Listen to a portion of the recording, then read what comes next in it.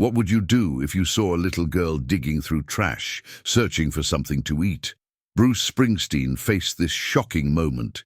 A child, alone, desperate, right in front of the boss himself. But what happened next will leave you speechless. This isn't just another celebrity story. This is about human dignity, about seeing beyond appearances, about how one moment can change everything. Bruce Springsteen witnessed something that shook him to his core. And his response? It will restore your faith in humanity. Get ready for a story that proves sometimes the smallest gestures create the biggest miracles. This is what happened when Bruce Springsteen met a little girl who was searching through garbage. The story that will change how you see the world. The autumn wind carried a chill through downtown Newark as Bruce Springsteen stepped out of his car onto the cracked pavement. It was 1985, and he had just finished a grueling recording session for his upcoming album. The neon lights from the diner across the street flickered against the darkening sky, casting long shadows on the empty sidewalk. He needed coffee. Real coffee. Not the watered-down stuff from the studio. His boots echoed against the concrete as he walked towards Sal's Diner, a place he'd been coming to since his teenage years. The familiar bell above the door chimed as he entered, and the warm smell of grilled onions and fresh bread wrapped around him like an old friend's embrace. But something stopped him cold. Through the large front window he saw her, a little girl, maybe 8 years old, crouched beside a dumpster in the alley next to the diner. Her small hands moved frantically through discarded food containers, searching for something edible. Her clothes were too big for her tiny frame, hanging loose like hand-me-downs that had seen too many winters. Bruce's heart clenched. He had seen poverty before. He had sung about it, written songs that captured the struggle of working-class America. But seeing this child, alone in the cold, reduced to searching through garbage for her next meal, hit him in a way that no melody ever could. The diner's warmth suddenly felt suffocating. He couldn't just sit there drinking coffee and pretending he hadn't seen her. The waitress, a woman in her 50s with kind eyes and tired hands, approached his table. "Coffee, hun?"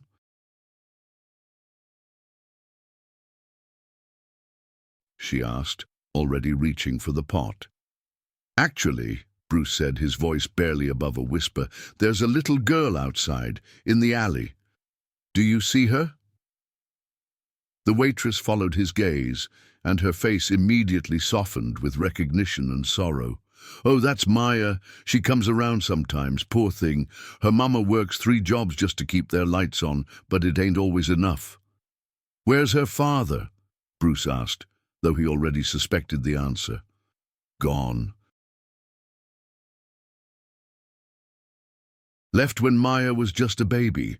Her mama, Eleanor, she's been doing her best, but—" The waitress shrugged, the gesture heavy with the weight of too many similar stories. "Some days there just ain't enough food at home." Bruce watched as Maya found half a sandwich wrapped in paper. She unwrapped it carefully, examining it like a treasure. When she took her first bite, her face lit up with such genuine joy that it broke something inside him. "What's her favorite meal?" he asked the waitress.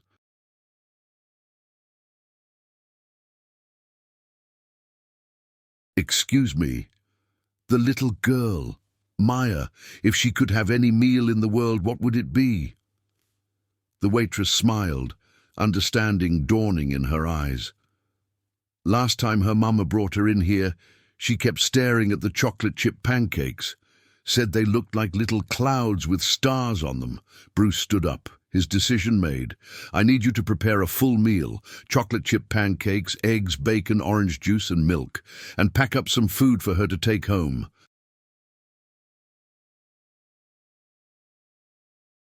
"Sandwiches, fruit, whatever you have. That's real sweet of you, mister, but Maya's mama, She's proud. She won't accept charity. Then we won't tell her it's charity." Bruce pulled out his wallet and placed several $100s on the table. "Tell her it's payment for Maya helping you clean tables or something. Make it look like she earned it." The waitress's eyes filled with tears. "You don't even know this family." "I know enough," Bruce said simply.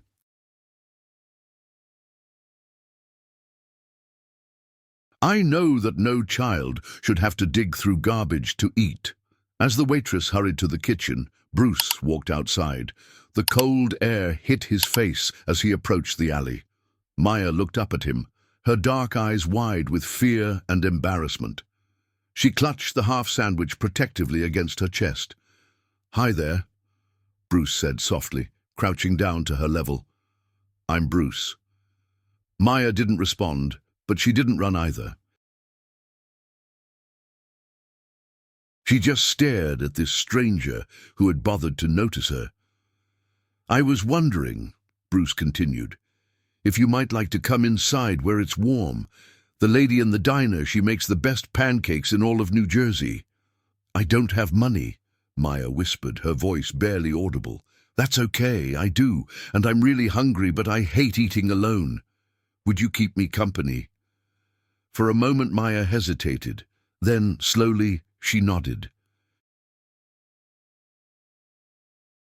Inside the diner, Bruce watched as Maya's eyes grew wide at the sight of the golden pancakes topped with whipped cream and chocolate chips. She ate slowly, savoring each bite as if it were the most precious thing she'd ever tasted. "Do you like music?" Bruce asked. Maya nodded enthusiastically. "My mama sings to me sometimes, when she's not too tired." "What's your favorite song?" "Mama sings one about dreams coming true. She says if you wish hard enough and work hard enough, anything can happen." Bruce felt his throat tighten. Here was this little girl who had every reason to give up hope, still believing in dreams. "Your mama sounds very wise." "She is. She works really hard. Sometimes she cries when she thinks I'm sleeping, but I know it's because she wishes she could give me more things." The innocence in her voice, the way she worried about her mother's tears instead of her own hunger, moved Bruce in ways he hadn't expected. This wasn't just about one meal or one act of kindness. This was about dignity, about making sure Maya knew that she mattered. "Maya, I want to tell you something important," Bruce said, leaning forward. "You are worth so much more than you know, and your mama loves you more than all the stars in the sky." Maya smiled, the first real smile he'd seen from her. "She tells me that too." When Maya finished eating, Bruce helped her pack up the extra food. The bag was heavy with sandwiches, fruit, cookies, and a thermos of soup. "This is for your mama," he said. "And Maya, if you or your mama ever need anything at all, you come back here and ask for Bruce. The people here will know how to find me." As they prepared to leave, Bruce knelt down one more time. "Can I ask you something? That song your mama sings about dreams coming true, do you believe it?" Maya nodded solemnly.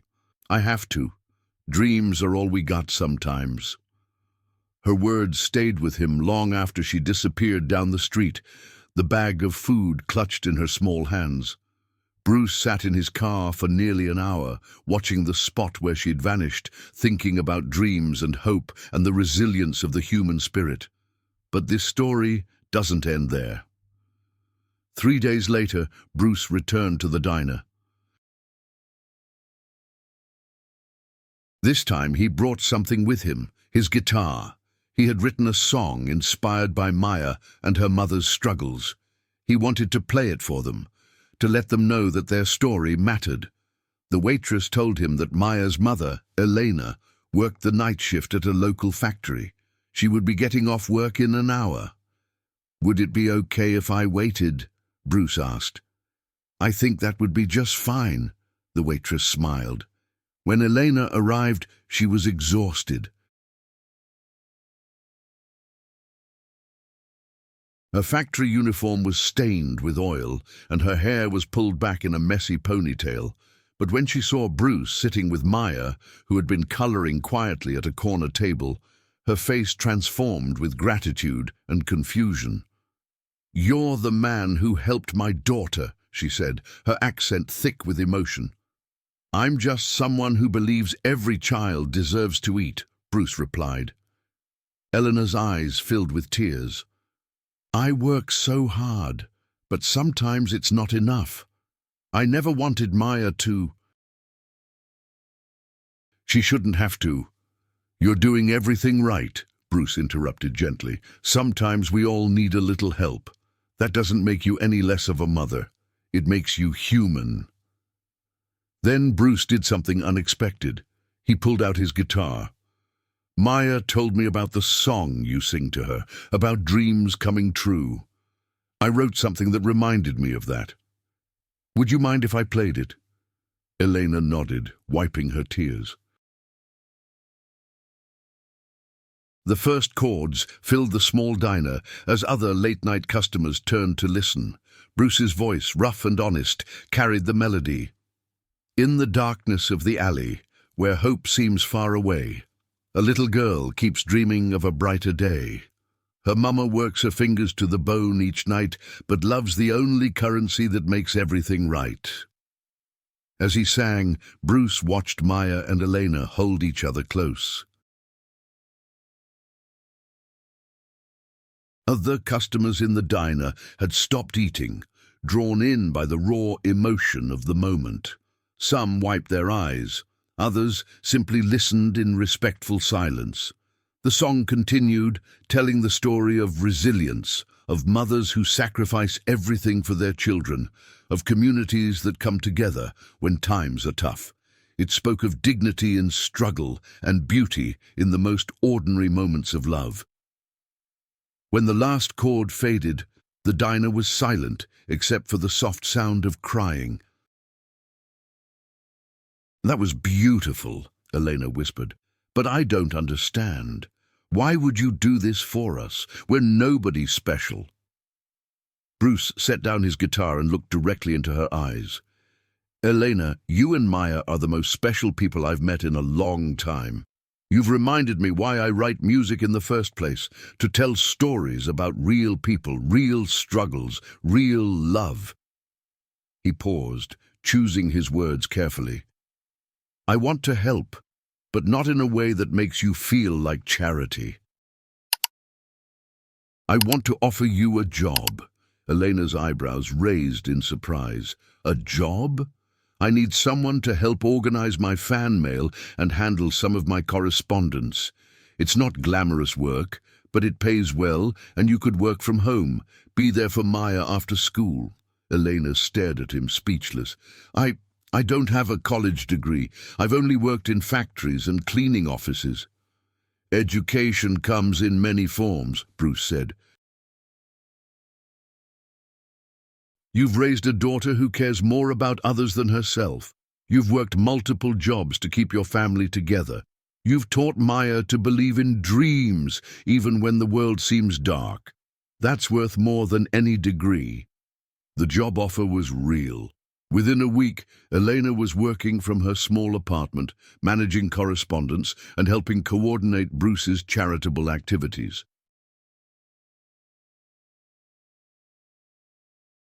The pay was enough to move them to a better neighborhood, to ensure Maya never had to search through garbage again, but the story goes even deeper than that.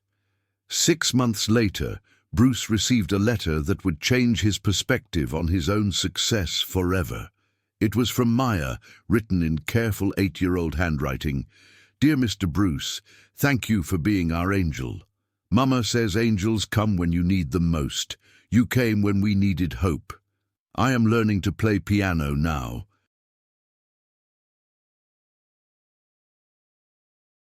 Someday I want to write songs like you do, songs that help people remember they are important. Love, Maya P.S. Mama doesn't cry at night anymore." That letter sat on Bruce's desk for months. He would look at it before every concert, every recording session, every interview. It reminded him why his music mattered, not because of the awards or the money or the fame, but because it had the power to change lives, to give hope to people who had almost given up.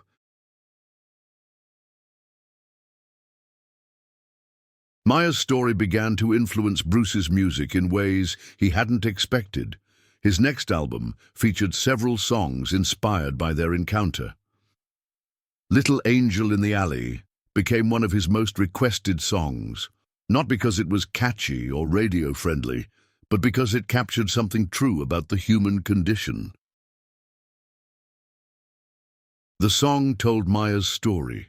Not just her story, but the story of every child who has had to grow up too fast, every parent who works multiple jobs and still struggles to make ends meet, every person who has been invisible to a world that rushes past without noticing. But Bruce didn't stop there. Maya's story inspired him to start a foundation focused on helping single mothers and their children. He began partnering with local diners and restaurants across the country, creating programs that provided meals for hungry families while preserving their dignity. The Diner Angels program, as it came to be known, worked simply. Participating restaurants would identify families in need and provide them with meal vouchers disguised as payment for small tasks, helping to clean tables, organizing condiment stations, or simply being friendly to other customers.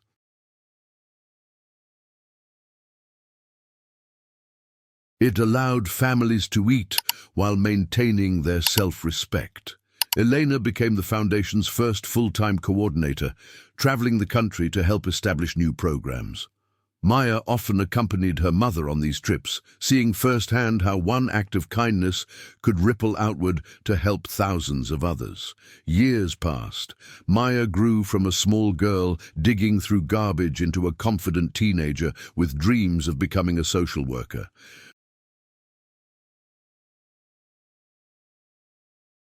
She never forgot that night in the alley, but she also never let it define her as a victim. Instead, she saw it as the beginning of her mission to help others. On her 16th birthday, Bruce gave Maya a very special gift: her first guitar.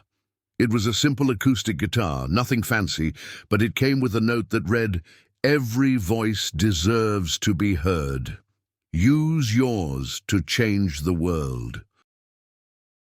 Maya learned to play quickly, displaying a natural talent that reminded Bruce of his own early days with music.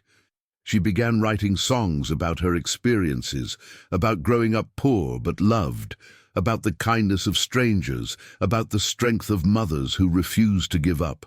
Her first song, Garbage Day Dreams, told her own story with a maturity that belied her age.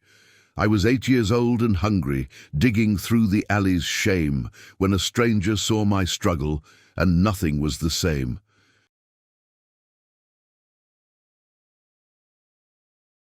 He didn't see a charity case. He saw a human being. Sometimes angels wear blue jeans and believe in broken dreams.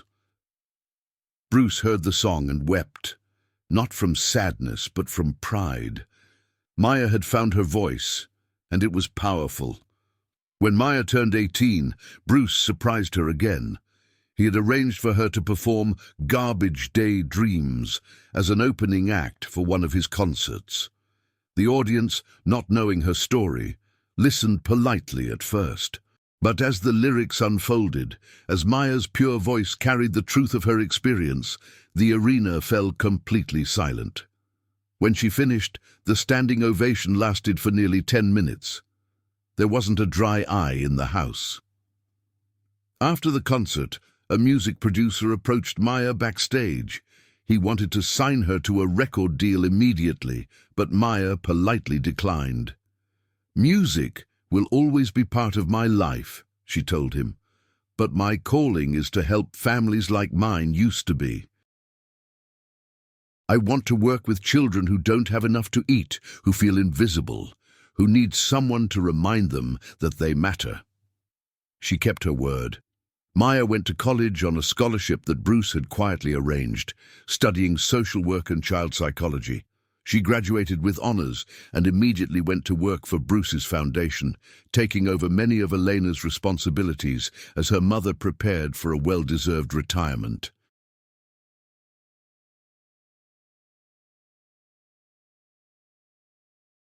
Elena had met someone special during her years working for the foundation, a kind man named Robert, who ran a food bank in their community. They married in a small ceremony where Bruce played guitar and Maya sang. It was a celebration not just of their love, but of how far they had all come. Under Maya's leadership, the foundation expanded internationally.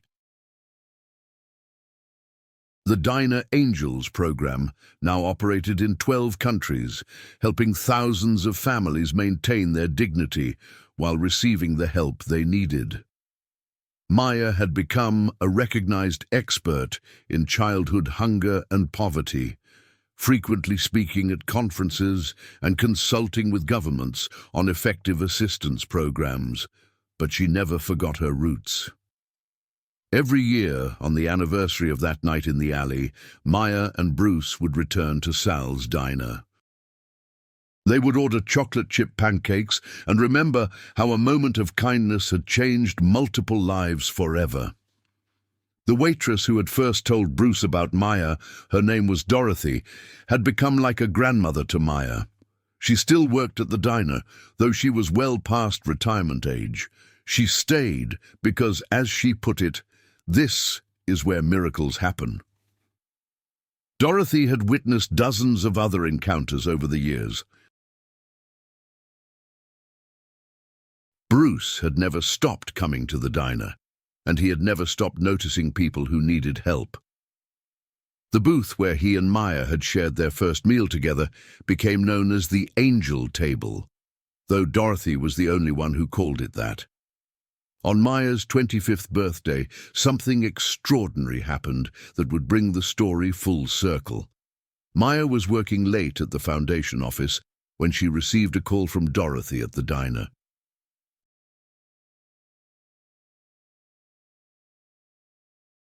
"Honey," the older woman said, her voice excited, "you need to get down here right now. There's something you need to see."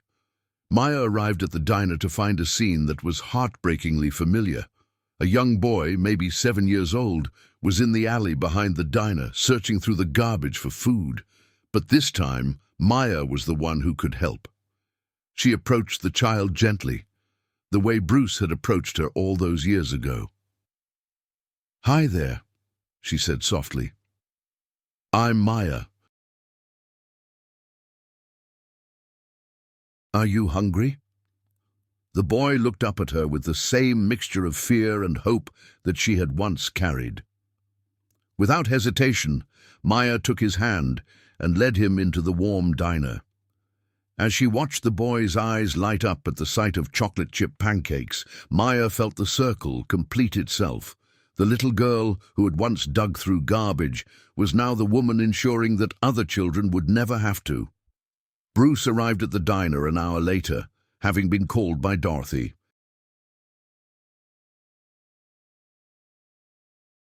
He found Maya sitting across from the young boy, listening intently as he talked about his grandmother who was raising him, about how she got sick sometimes and couldn't work, about how he tried to help by finding food so she wouldn't worry.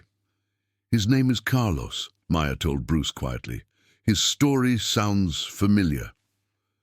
Bruce smiled, watching Maya interact with Carlos with the same gentle patience that had been shown to her. "What are you going to do?"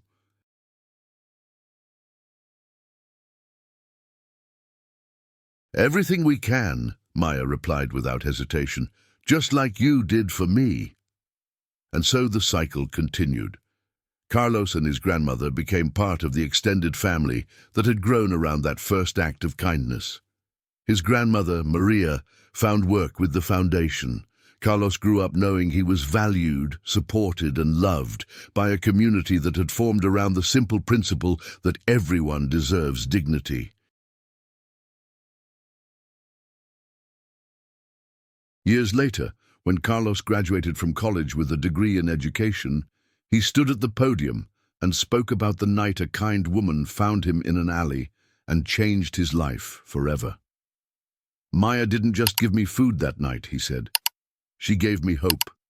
She showed me that someone cared whether I lived or died. That's the gift we all need to give each other. The gift of seeing each other as worthy of love and care."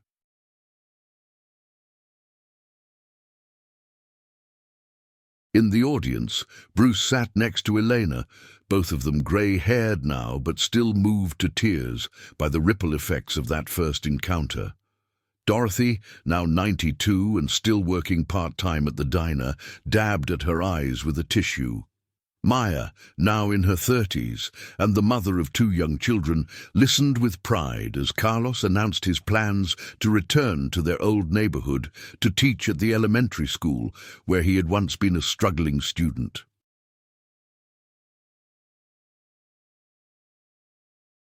"The circle keeps growing," she whispered to Bruce.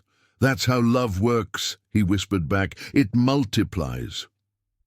The foundation that had started with one hungry little girl had now helped over 1 million families worldwide. But Maya always insisted that the numbers weren't what mattered. What mattered were the individual stories, the moments when someone who felt invisible suddenly felt seen, when someone who felt worthless suddenly felt valued.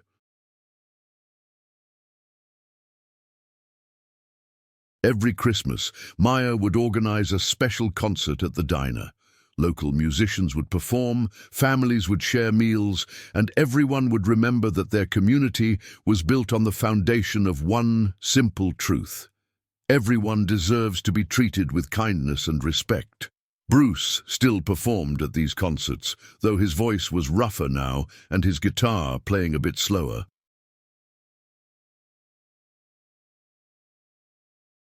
But when he sang "Little Angel in the Alley," the song he had written about Maya all those years ago, every voice in the diner would join in.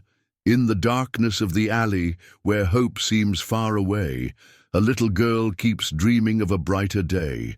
But love's the only currency that makes everything right, and angels walk among us in the dead of night." After one such Christmas concert, as Maya was cleaning up and Bruce was packing his guitar, Dorothy approached them with something she had been saving for the right moment.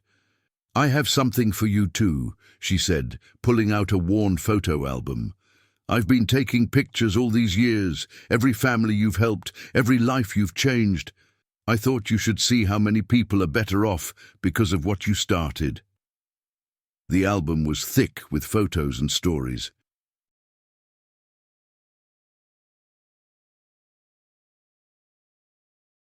Families who had found stability, children who had grown up to become teachers and nurses and social workers, grandparents who no longer had to choose between medicine and food. Page after page of faces, all connected by that first moment of kindness in a New Jersey alley. On the last page was a photo from that very first night, a slightly blurry picture Dorothy had taken through the diner window of Bruce and Maya sharing those chocolate chip pancakes.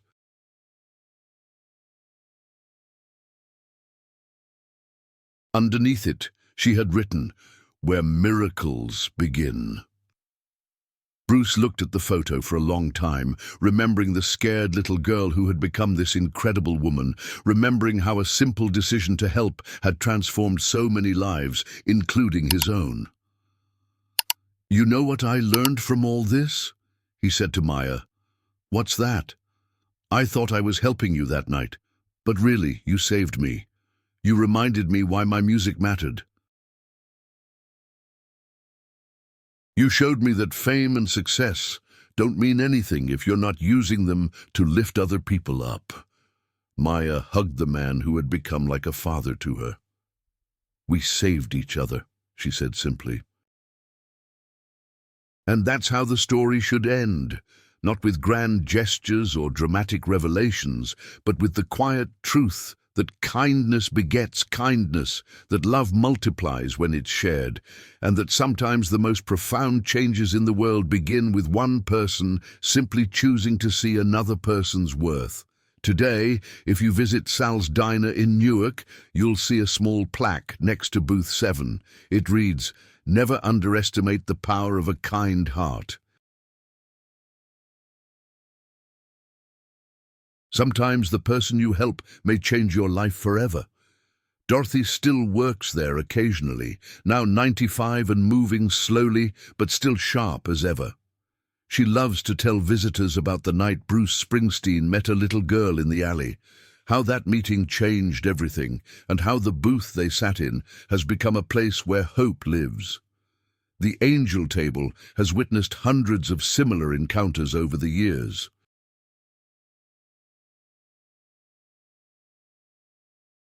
Other musicians, inspired by Bruce's example, have continued the tradition, but more often it's ordinary people, teachers, mechanics, nurses, retirees, who notice someone in need and choose to help. Maya now runs the foundation from an office just 2 blocks from the diner. She brings her own children there regularly, teaching them the same lessons she learned that cold night so many years ago, that everyone has value, that kindness is a choice, and that small actions can have enormous consequences. Carlos teaches at 3 different schools now, but he always makes time to volunteer at the foundation. He started a program that teaches music to underprivileged children, inspired by the guitar lessons Bruce insisted on providing during his teenage years.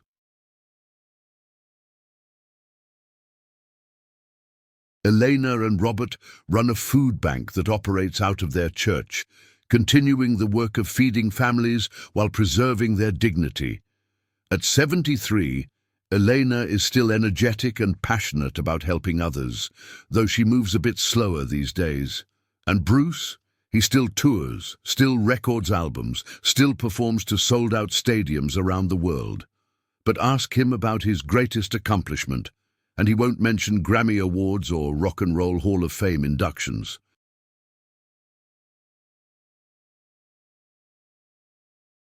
He'll tell you about a little girl named Maya, who taught him that real success is measured in lives changed, not albums sold. The foundation continues to grow, but its mission remains the same as it was that first night: to ensure that no child goes hungry, that no family feels forgotten, and that everyone understands their inherent worth as a human being. Recently, Maya's daughter, Isabella, now 8 years old herself, asked her mother why she dedicated her life to helping strangers. Maya thought for a moment, then said, "Because a long time ago, when Mommy was your age, I was very hungry and scared. A kind man named Bruce saw me and decided to help. That help changed my whole life. Now I want to make sure other children know that someone cares about them too." "Will I help people when I grow up?" Isabella asked. "That's up to you, sweetheart. But I hope so. The world is always better when people choose kindness."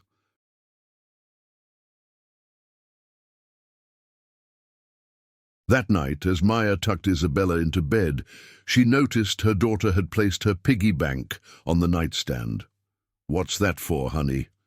"I want to save my allowance to help hungry children," Isabella said matter-of-factly, "like Mr. Bruce helped you." And so the circle continues to grow, passing from one generation to the next, proving that kindness is not just an action, but a legacy that can be inherited and shared. The story of Bruce Springsteen and Maya is not just their story. It's a story about all of us, about the choice we make every day to either see or ignore the people around us who need help. It's about understanding that everyone we meet is fighting battles we know nothing about, carrying burdens we can't imagine. It's about recognizing that sometimes the most powerful thing we can do is simply acknowledge someone's humanity, to look them in the eye and let them know that they matter.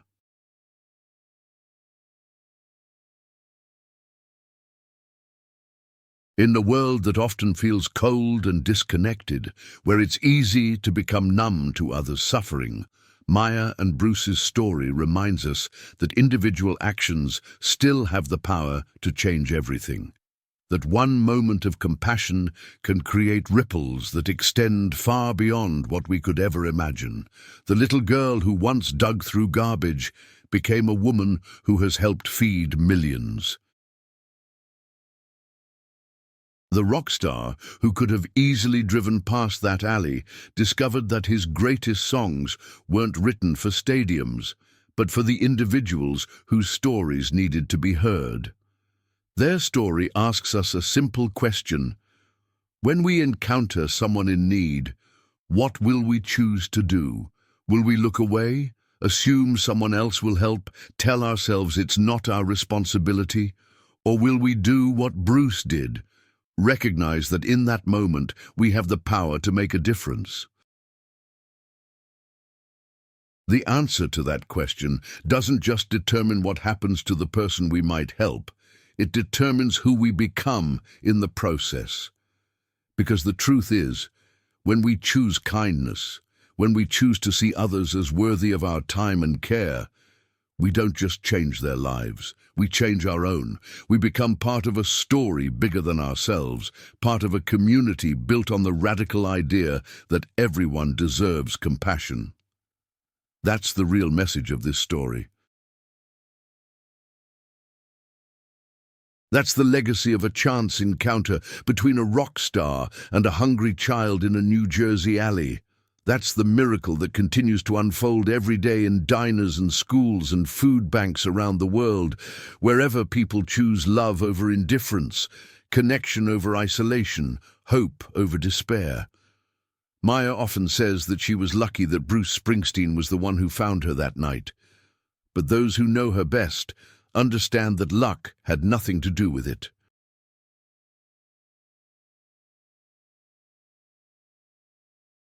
Bruce helped because that's who he chose to be, and Maya became who she is because that's who she chose to become. The rest of us have the same choice every single day. The question is, what will we choose? As Maya tells audiences when she speaks around the world, you don't have to be rich or famous to change someone's life. You just have to be willing to see them, to acknowledge their worth, and to act on the compassion in your heart. That's enough. That's always been enough. And in Sal's diner in Newark, where it all began, Dorothy still sets aside one table every evening for anyone who needs a meal and can't afford to pay. She calls it continuing Bruce and Maya's work, but really, she's continuing the work that began long before either of them, the eternal human work of caring for one another. The plaque by Booth 7 has been joined by dozens of photos over the years, pictures of families who found hope, children who found homes, communities that came together to help their neighbors. But in the center, in a simple frame, remains that first blurry photo of Bruce and Maya sharing pancakes. Underneath it, Dorothy has added a new inscription. This is where we learned that kindness is not just about what we give to others. It's about what we give to ourselves, the chance to be part of something bigger than our own lives. That's the gift Bruce gave Maya that cold night, and the gift she has spent her life giving to others. Not just food or money or opportunity, but something far more precious, the knowledge that they matter, that someone sees their worth, that their story is part of a larger story of hope and resilience and love. And that story continues today, wherever someone chooses compassion over indifference, wherever someone decides that the stranger next to them deserves dignity and care, wherever someone remembers that we are all connected by our shared humanity. The little girl who once searched through garbage for food now ensures that thousands of other children never have to. The rock star who could have driven past has spent decades proving that true success is measured not in what we achieve for ourselves, but in what we make possible for others. Their story is a testament to the power of a single moment of kindness to change everything. It's proof that the world is transformed not by grand gestures or famous people, but by ordinary individuals who choose, again and again, to treat each other with love and respect.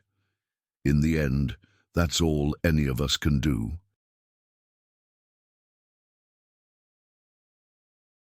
We can choose to see, we can choose to care, we can choose to act. And when we do, we become part of a story that began long before us and will continue long after we're gone. The endless, beautiful story of people helping people, of strangers becoming family, of hope being passed from one heart to another like a sacred flame.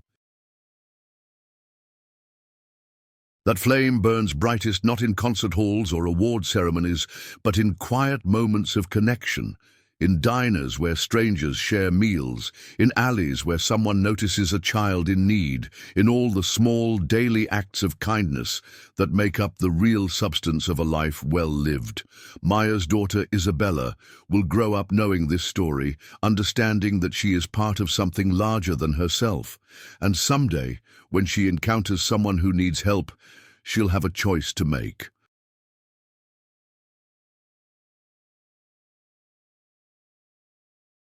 The same choice her mother made, the same choice Bruce made, the same choice we all make every day, the choice to see each other not as strangers, but as family, not as problems to be solved, but as people to be loved, not as burdens to be avoided, but as opportunities to become the best version of ourselves.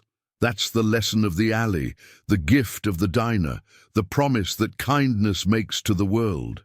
That no matter how dark things get, there will always be light. And sometimes that light comes from the most unexpected places, from rock stars with generous hearts, from little girls who refuse to give up hope, from waitresses who remember everyone's story, from communities that form around the simple idea that everyone deserves to be cared for. This is their story. This is our story. This is the story that proves again and again that love wins, that kindness matters, that the person you help today might just change the world tomorrow. And in the end, isn't that worth believing in? Isn't that worth fighting for? Isn't that the kind of story we all want to be part of? The answer, like the choice to help a hungry child in an alley, is entirely up to us. But this story has one more chapter that brings everything full circle in the most unexpected way. 28 years after that first night in the alley, Bruce Springsteen was preparing for what he had announced would be his final tour. At 74, he felt it was time to step back from the demanding schedule of world tours, though he would continue recording and playing smaller venues. The announcement had sent shockwaves through the music world, and tickets for his farewell tour sold out within minutes. But Bruce had insisted that the final show be held, not in Madison Square Garden or some grand stadium, but in a small theater in Newark, just a few miles from where his story with Maya had begun.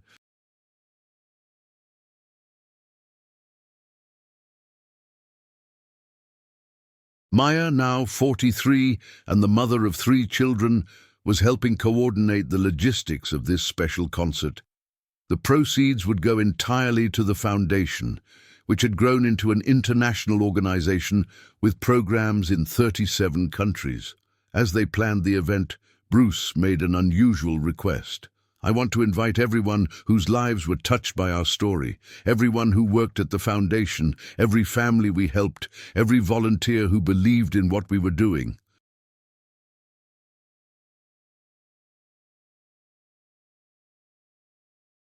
I know the theater isn't big enough for everyone, but we'll figure out a way. Maya smiled. Bruce, that would be thousands of people. Then we'll set up screens outside. We'll make it work. This isn't just my farewell concert. It's a celebration of what we built together. 3 weeks before the concert, Maya received a phone call that would change everything one more time. "Ms. Rodriguez?" The voice on the other end was professional but warm. "This is Doctor from Johns Hopkins Hospital. I'm calling about a patient of ours, a young woman named Lisa Thompson. She's been asking for you specifically, and I think you'd want to hear her story." Maya listened as Dr. Chen explained that Lisa was a 26-year-old graduate student in social work who had been in a severe car accident. She was recovering well physically, but emotionally, she had been struggling with depression and a sense of purposelessness. "She keeps talking about a story she heard online about you and Bruce Springsteen," Dr. Chen continued. "She says it's the only thing that's given her hope during her recovery. She's been writing letters to you, but I'm not sure if they've been reaching you." Maya felt her heart skip. What did she say in the letters? That's what I think you need to hear directly from her. Would you be willing to visit? I know it's unusual, but I truly believe it would help her healing process.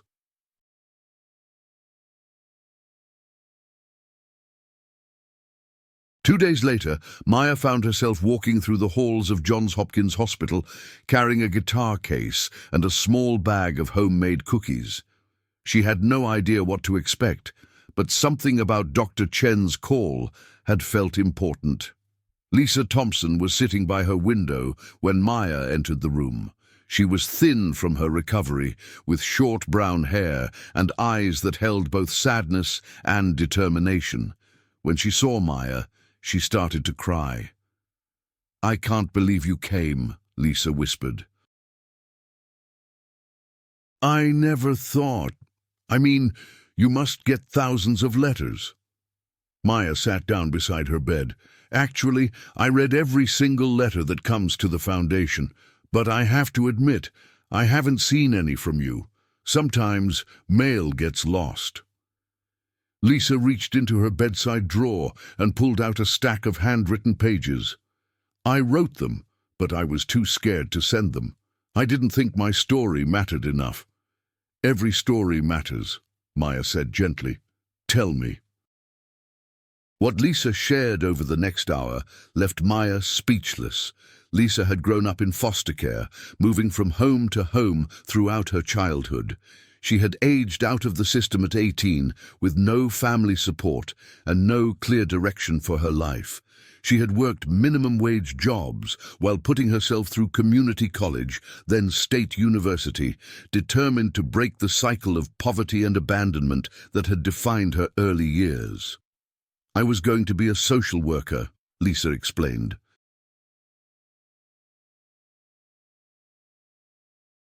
"Like you, I wanted to help kids in foster care, kids who felt as alone as I did. I was just 3 months away from graduating when the accident happened." The accident had left Lisa with not just physical injuries, but a crushing sense that all her hard work had been for nothing. She couldn't afford to extend her program while she recovered, couldn't keep up with her studies from a hospital bed, and was facing the possibility of having to start over completely.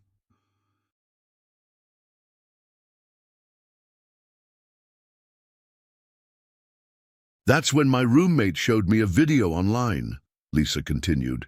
"It was about you and Mr. Springsteen, about how you were just a little girl looking through garbage when he found you, and how that moment changed everything." Lisa's voice grew stronger as she spoke. "I watched that video probably 100 times. It was the first time in months that I felt like maybe my story wasn't over. Maybe this accident was just a detour, not an ending."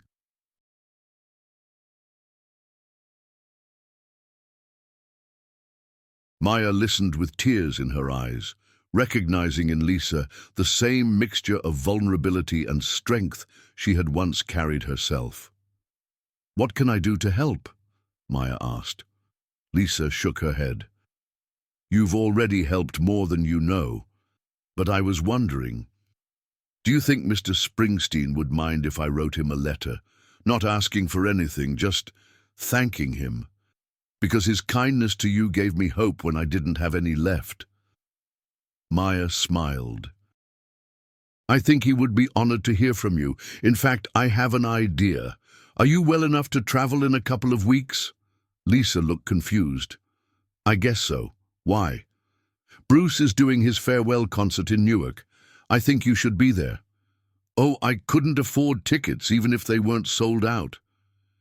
"Lisa," Maya said softly, "I don't think you understand. You're not going as a fan. You're going as family."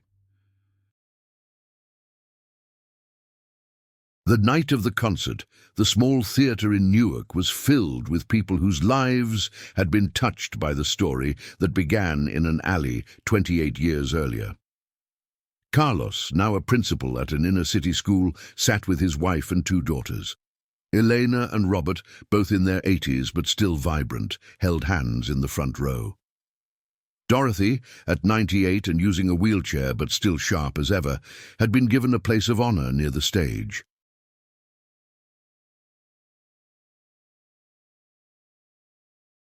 And scattered throughout the audience were hundreds of others, former foundation employees, families who had been helped, volunteers who had dedicated years of their lives to continuing the work that had started with one act of kindness. Outside the theatre, thousands more had gathered around large screens that would broadcast the concert live. Food trucks lined the streets, but following the tradition Maya had established, every meal was free.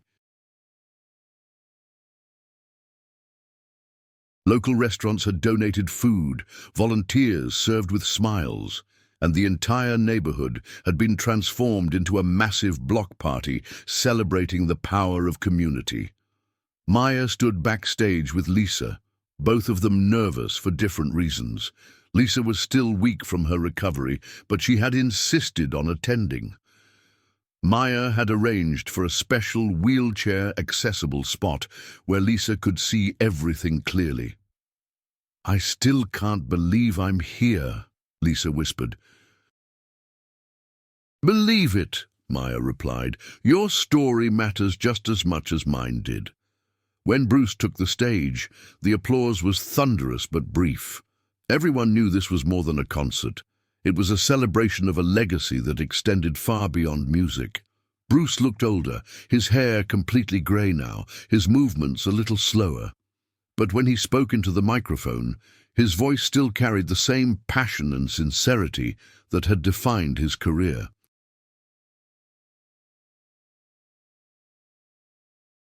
"Friends," he began, 28 years ago I walked into a diner in this neighborhood after a long day in the studio. I was tired, maybe a little cranky, just looking for a cup of coffee. The audience was silent, hanging on every word. Instead, I found something that would change my life forever. I found a little girl named Maya, and through her, I found my purpose." He gestured toward Maya, who was standing in the wings. "Maya taught me that success isn't measured by album sales or awards. It's measured by how many lives we touch, how many people we help realize their own worth." The concert that followed was unlike any Bruce had ever performed.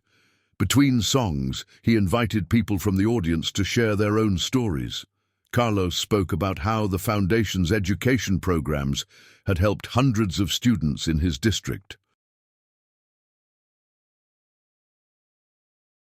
Elena, despite her age, sang a traditional Spanish lullaby that brought tears to every eye in the theater. A teenager named Marcus, whose family had been helped by the Foundation's housing program, performed an original rap about overcoming homelessness. A grandmother named Ruth, who had been volunteering at Foundation food programs for 15 years, read a poem she had written about the dignity of service. But the most powerful moment came when Maya brought Lisa onto the stage.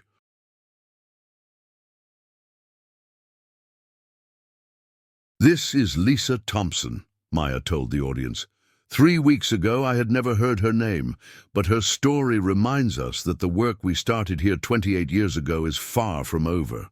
Lisa, still weak but determined, spoke into the microphone with a voice that grew stronger with each word. "I was in foster care for most of my childhood," she began. "I aged out of the system with nothing and nobody.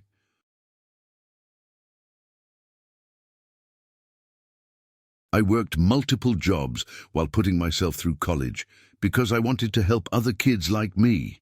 3 months before graduation, I was in a car accident that left me wondering if all my dreams were over." The theater was completely silent. Then I heard Maya's story. I learned about how a little girl's worst moment became the beginning of her greatest purpose. And I realized that maybe my accident wasn't the end of my story. Maybe it was just the beginning of a new chapter.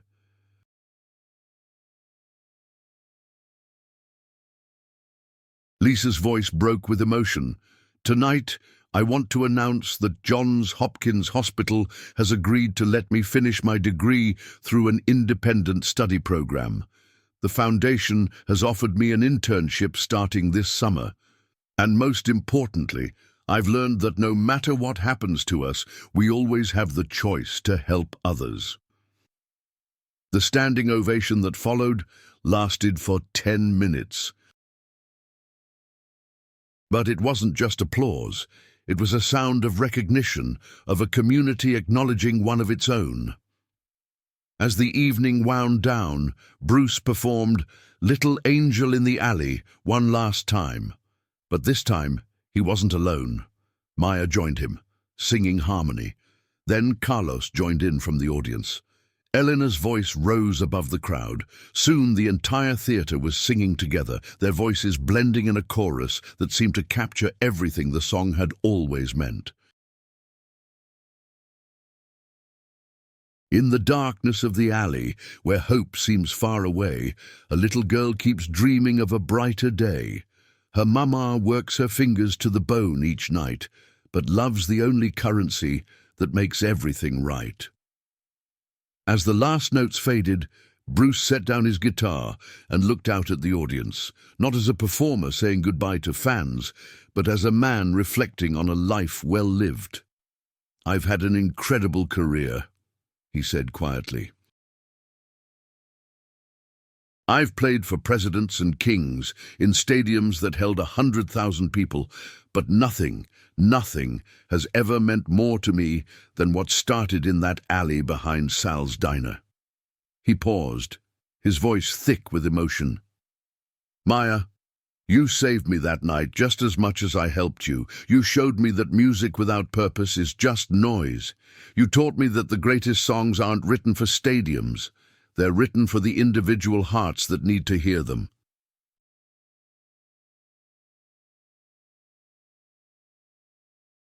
Maya joined him on stage, and they embraced as father and daughter might, their lives forever intertwined by that moment of kindness that had rippled out to touch thousands of others. "The foundation will continue," Maya told the audience. "Our work isn't done. As long as there are children who need help, families who need support, people who need to be reminded of their worth, we'll be there." She looked directly at Lisa, who was crying in her wheelchair near the stage.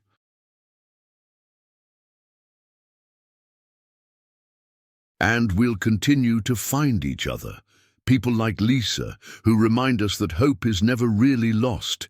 Sometimes it's just waiting for the right moment to reappear." After the concert, as the theater emptied and the crowds outside began to disperse, a smaller group gathered at Sal's diner. The restaurant had stayed open late specifically for this occasion, and Dorothy had insisted on working despite her age. Bruce, Maya, Lisa, Carlos, Elena, Robert, and dozens of others crowded into the small space where it all began.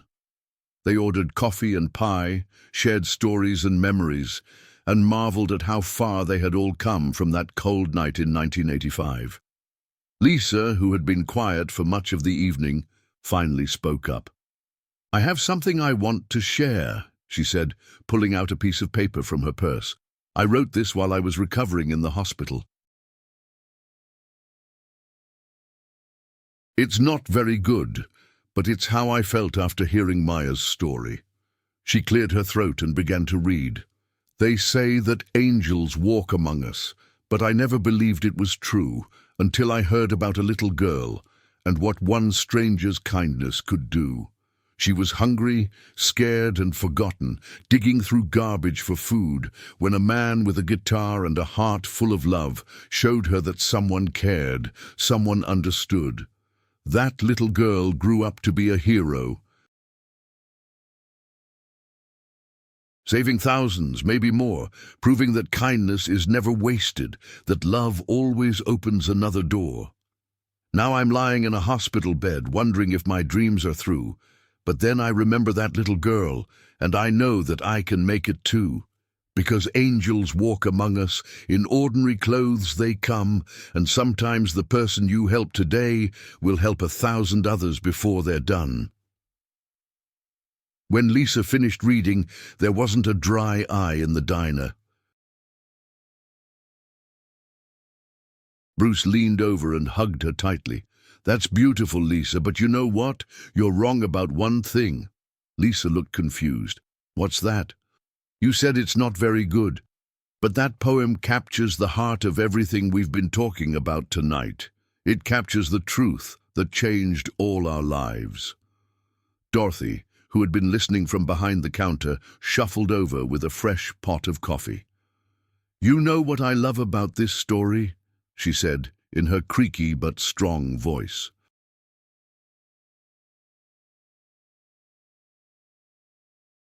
It never really ends. It just keeps growing. She gestured around the diner, which was covered with photos and newspaper clippings documenting the Foundation's work over the years.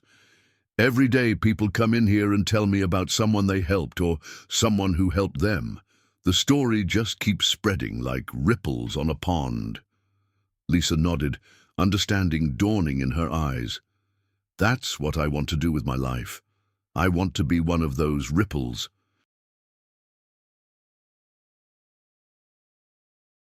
Over the following months, Lisa's recovery, both physical and emotional, accelerated dramatically. The sense of purpose she had rediscovered gave her strength she didn't know she possessed. She completed her degree with honors and began her internship at the Foundation's Baltimore office. Her first assignment was to work with teenagers who were aging out of foster care, helping them navigate the transition to independent living.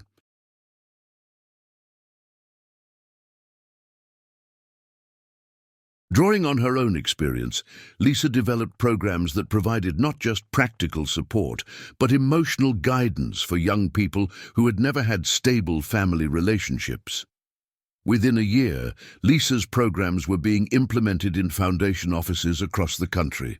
She had found her calling, and like Maya before her, she discovered that her most painful experiences could become the source of her greatest contribution to the world.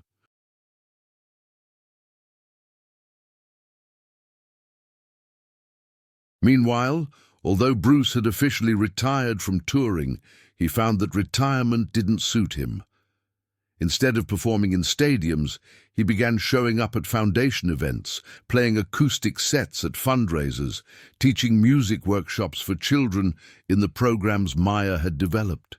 His favorite venue became the annual Christmas concert at Sal's Diner. What had started as a small community gathering had evolved into a tradition that drew people from around the world. Every December, musicians, volunteers, Foundation staff, and beneficiaries would pack into the small restaurant to share music, food, and stories. Dorothy, now over 100 years old, still insisted on working these events, though her role had evolved from waitress to beloved grandmother figure who blessed the gathering with her presence and her memories. At the Christmas concert 5 years after his farewell tour, Bruce made an announcement that surprised everyone. "I've been thinking about legacy lately," he told the crowd gathered in the diner. "What do we leave behind when we're gone? What really matters?" He looked around the room at faces he had come to know as family. I've decided to establish a scholarship fund specifically for young people like Lisa, who have overcome tremendous challenges and want to dedicate their lives to helping others. We'll call it the Maya Rodriguez Scholarship for Social Justice.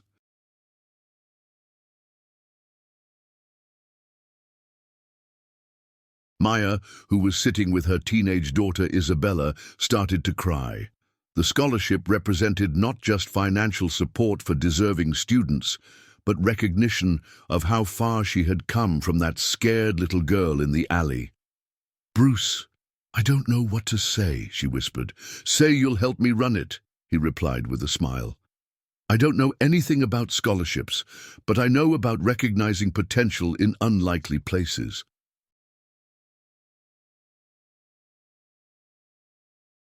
The first recipient of the Maya Rodriguez Scholarship was a 19-year-old named David Chen, whose parents had immigrated from China when he was 3 years old. David had worked in his family's restaurant since he was 12, helping support his younger siblings while maintaining perfect grades in school. Despite his academic achievements, David's family couldn't afford college tuition, and he had resigned himself to working in restaurants for the rest of his life.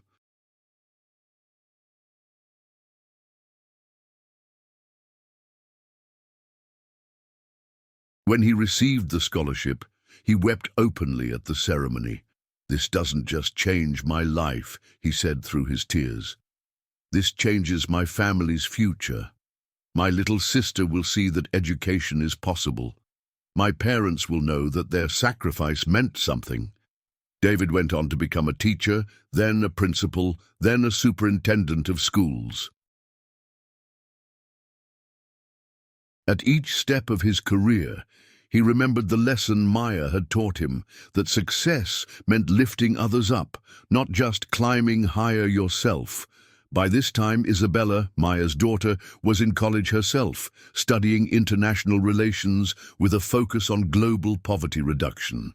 She had grown up surrounded by the Foundation's work, and it surprised no one when she announced her intention to expand their programs internationally. "I want to take what we've learned here and adapt it for different cultures around the world," she told her mother. "Hunger and hopelessness aren't just American problems." Under Isabella's leadership, the Foundation began partnerships with organizations in Central America, Southeast Asia, and Sub-Saharan Africa. The core principles remained the same: preserving dignity while providing help, creating opportunities rather than dependency, building communities around compassion. But perhaps the most important innovation Isabella brought was technology. She developed an app that connected people who needed help with those who could provide it, but in a way that protected privacy and maintained dignity for all parties involved. The Angel Network app allowed users to post needs anonymously, anything from meals to job interview clothes to tutoring for children.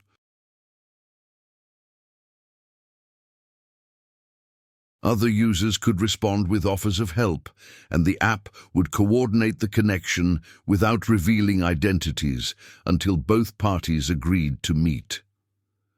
Within 2 years, the Angel Network had over 1 million users worldwide and had facilitated more than 5 million acts of kindness. The app proved that Maya and Bruce's story wasn't unique. There were millions of people ready to help and millions more who needed that help, but they needed a way to find each other safely and respectfully. Lisa, who was now the Foundation's Director of Youth Programs, often used the app to connect the teenagers she worked with to mentors, tutors, and job opportunities. She had seen firsthand how a single connection could change a young person's entire trajectory. One of her favorite success stories was a 17-year-old named Jasmine who had been in foster care since she was 9. Jasmine was brilliant, but had never had consistent support for her education.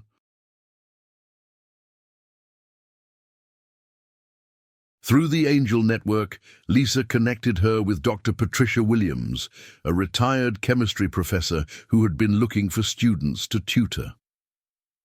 What began as weekly tutoring sessions evolved into a grandmother-granddaughter relationship. Dr. Williams not only helped Jasmine excel academically, but also provided the emotional support and stability she had never had. When Jasmine graduated as valedictorian of her high school class and received a full scholarship to MIT, she credited both Lisa and Dr. Williams with believing in her when she couldn't believe in herself. "Lisa showed me that having a difficult past doesn't determine your future," Jasmine said at her graduation ceremony. "Dr. Williams showed me that family isn't just about blood, it's about people who choose to love you."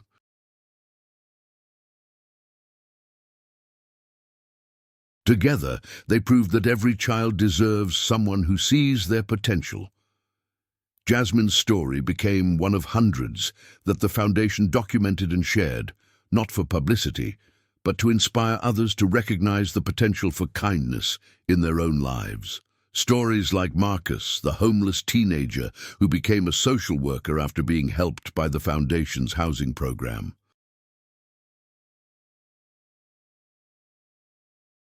Like Sarah, the single mother who went back to school to become a nurse after receiving support from the Foundation's childcare assistance program. Like Robert, the elderly man who found new purpose volunteering at Foundation food banks after his wife died, and he thought his useful days were over. Each story was different, but they all shared common threads. Someone had been willing to see past appearances to recognize human worth. Someone had offered help in a way that preserved dignity, and that help had created ripple effects that extended far beyond the original act of kindness. As Maya entered her 50s, she often reflected on how different her life could have been.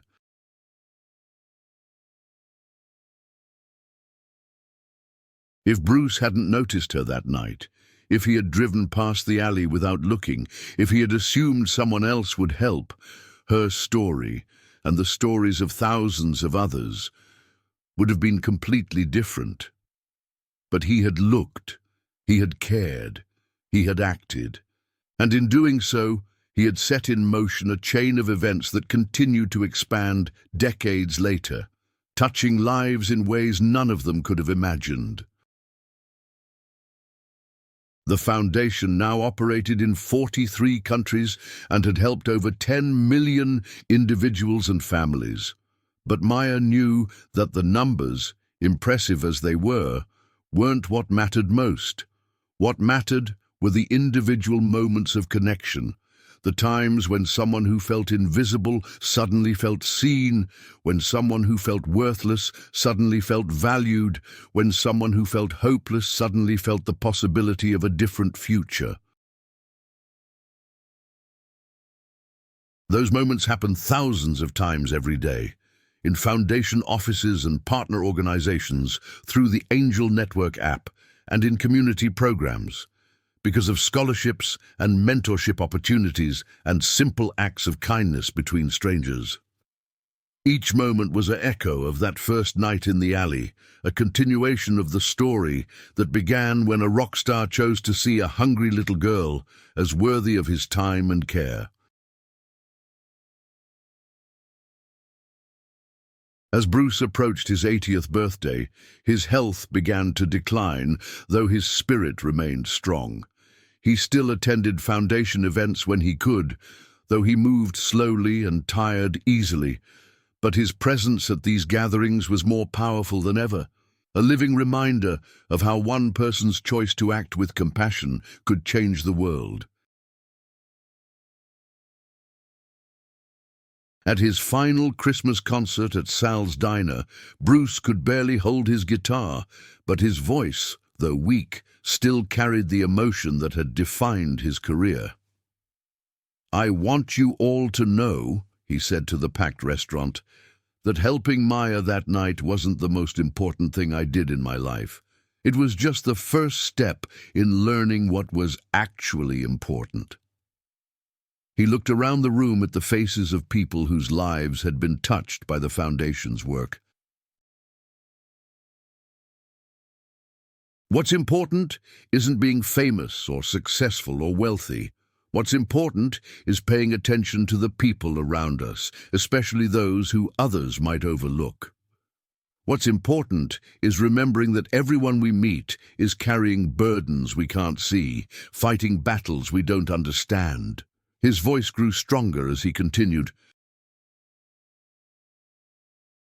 What's important is choosing, again and again, to respond to the world with kindness instead of indifference, with hope instead of cynicism, with love instead of fear.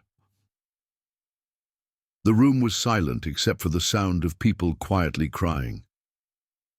Maya saved my life that night just as much as I helped her. She showed me who I was meant to be. All of you have continued that work, and I'm so grateful to have been part of this story. Bruce Springsteen died peacefully in his sleep 3 months later, surrounded by family and friends, including Maya, who had become like a daughter to him. His final words, according to those present, were, "Remember to look in the alleys. That's where the angels are waiting." The memorial service was held not in a grand cathedral, but in the theater where he had given his farewell concert. Maya delivered the eulogy, her voice strong despite her grief.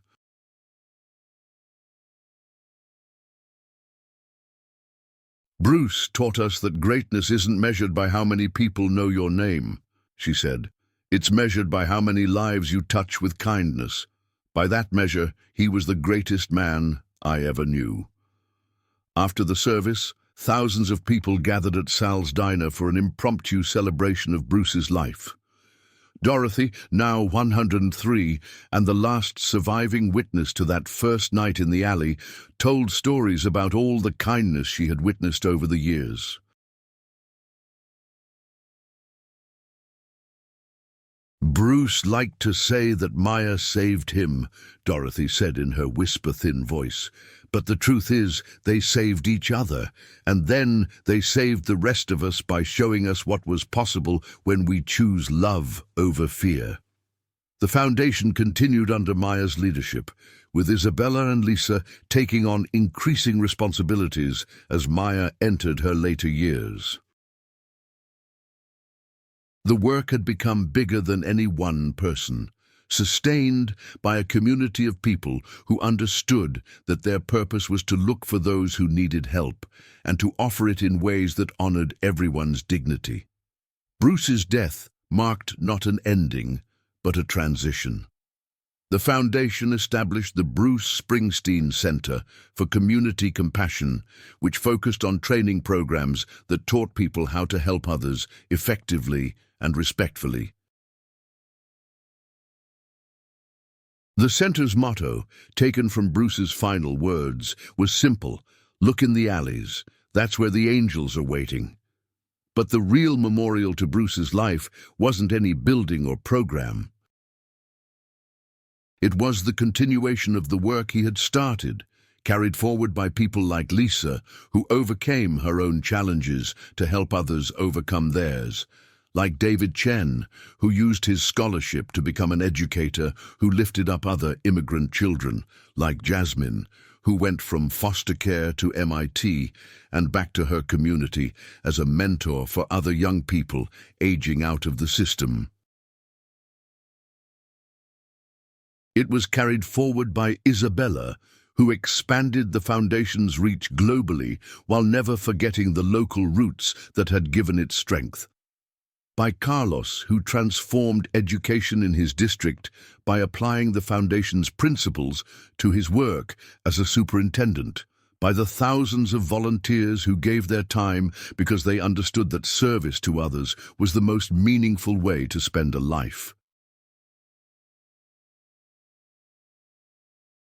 And it was carried forward by people whose names no one would ever know. The Angel Network users who connected strangers in need with strangers willing to help. The teachers and nurses and social workers who went into their jobs every day, committed to seeing the worth in everyone they encountered. the ordinary people who made extraordinary choices to notice and care for those around them.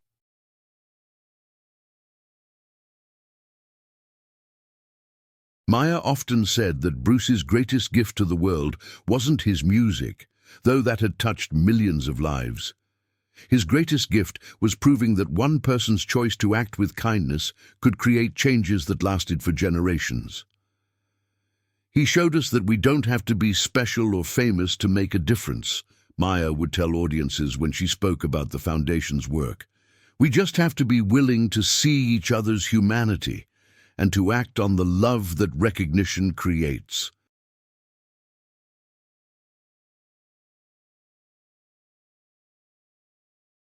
Today, nearly 4 decades after a rock star met a hungry little girl in an alley behind a New Jersey diner, the ripples from that encounter continue to spread. In Foundation offices around the world, in classrooms where teachers inspired by the Foundation's principles help struggling students, in hospitals where nurses remember that every patient deserves dignity and compassion, in businesses where employers give second chances to people who might otherwise be overlooked. The story has become legend, told and retold as an example of what's possible when we choose to see each other not as strangers to be avoided, but as family to be cared for.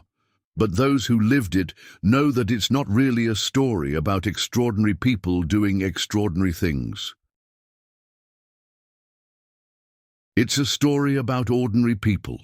A rock star who could have driven past, a little girl who refused to give up hope, a waitress who remembered names and stories, a community that formed around the simple idea that everyone deserves to be loved, making ordinary choices that turned out to have extraordinary consequences.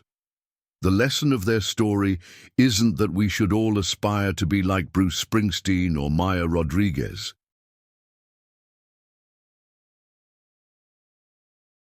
The lesson is that we already have everything we need to make a difference in the world.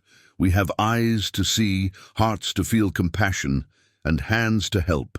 The question isn't whether we're capable of changing the world through acts of kindness. The question is whether we'll choose to do so. In alleys and diners, in hospitals and schools, in community centers and homes around the world, that choice is being made every day.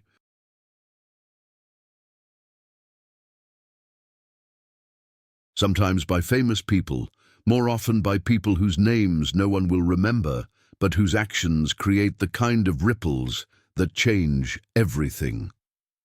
The little girl who once searched through garbage for food grew up to ensure that millions of others would never have to. The rock star who stopped to help discovered that true success isn't about what you achieve for yourself, but what you make possible for others.